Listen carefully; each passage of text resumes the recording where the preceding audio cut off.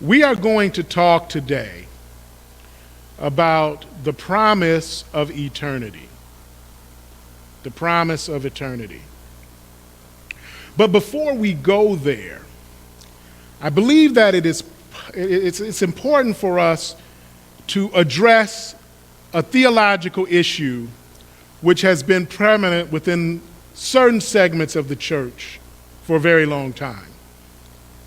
A type of theology, if you will, that you would have heard preached in many poor and destitute churches throughout the nation.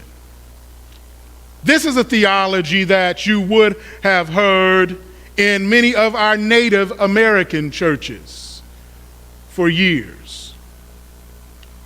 It is a theology that would have been extremely prominent in the black church from the time of slavery all the way up until probably the 60s.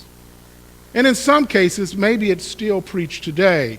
It's a theology that if you understand where individuals are coming from, you understand why it was preached. If you are a poor farmer, a subsistence farmer in the Ozarks, or in the Dust Bowl of Oklahoma, and you are a third generation subsistence farmer, you can understand why this theology is preached. If you are on a Native American reservation where the nearest clean water source is 2 miles away and there is no electricity, and you are seeing people die from diseases that anyone else would survive, you would understand this theology. And if you understand the slave preacher preaching to people who have no hope of freedom, no concept. If you see the preacher standing in the Jim Crow South preaching to 50 and 60-year-old men who were expected to hold their heads down and go, yes, sir, and no, sir, to a 20-year-old man who's calling them a boy, you would understand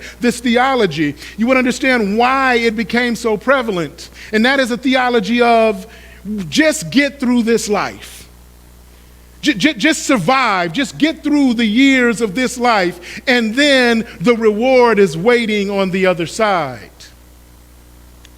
The problem, my friends, with that theology is it is a flawed theology.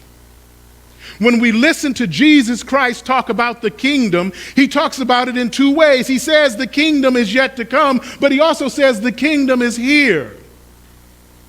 And so, yes, we must understand that in given circumstances, life is harder for some than it is for others, but we must also understand that this life that we have is a gift.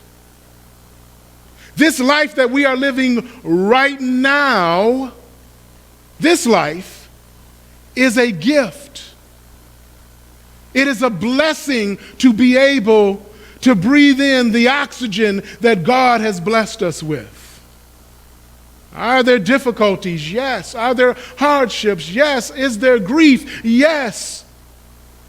But God placed us here. He placed you here for a reason. You do not know the life that you might touch. You do not know the words that you might speak into someone's spirit. And yes, God placed you here to also find joy, not just happiness, but real joy in this life.